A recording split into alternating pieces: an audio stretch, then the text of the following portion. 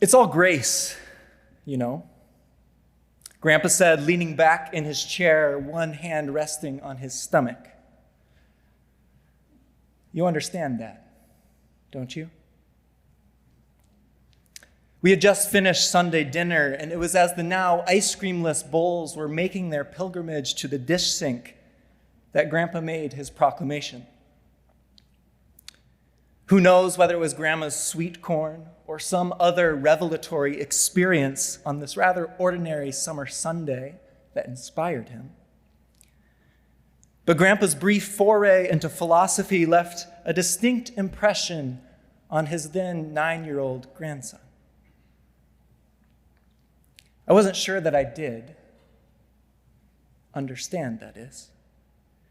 But I was eager to join my siblings back by the machine shed in what was to be the weekend's hay bale jumping championship.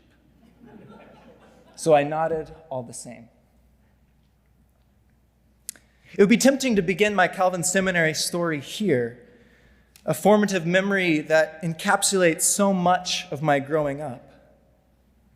Sunday dinners of roast beef, a little bit of roast preacher, bookended on either side by the Lord's Prayer and the Today daily devotional read with the pious familiarity of a long obedience in the same direction.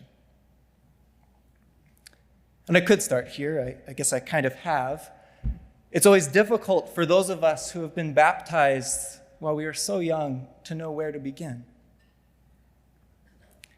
But I think it would be probably more accurate to begin many, many years before. On my dad's side of the family, just shy of 1920, with Mr. Fossum. Don't worry, it's not a long story. You see, I only really know one thing about Mr. Fossum, and that's this. When his church decided to put on a Sunday school for children of immigrant families, he decided to ask the customers of his butcher shop if they would have a mind to send their children to the Zor Lutheran Sunday School. My great-great-grandpa, not a church-going man himself, had 5. And while I'm not sure whether it was out of a desire to please the butcher or to enjoy a quieter house on Sunday morning, he said yes. And through that Sunday school, his daughter, my great-grandmother, became a lifelong follower of Jesus, passing on that faith to her children, and they to theirs, and my parents to my siblings and me. Mr. Fossum isn't included in any of the missions textbooks I've read. For the most part, like so many others, his name and life are lost to history.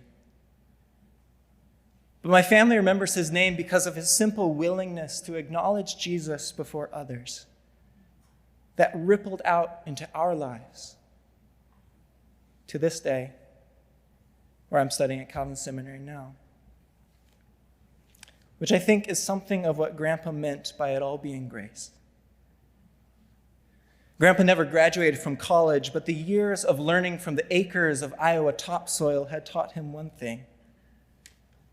We can plant and water, but it's God who gives the growth. I know not why God's wondrous grace to me he has made known, the old hymn puts it, nor why unworthy Christ in love redeemed me for his own. There's so much in life we don't get to choose. I didn't choose to be born into a family forever touched by Mr. Fossum's simple invitation. We don't get to choose our birthplace or the political climate we are born into.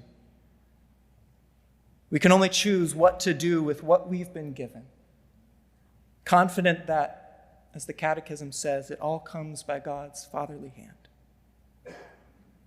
And so our lives become a living thank you, each according to the gift given, as Paul says in Romans 12. And I think that's what Calvin Seminary means to me. My attempt, however falteringly, to fashion a life marked by gratitude. I know not what of good or ill may be reserved for me, the hymn continues. of weary ways or golden days, before his face I see.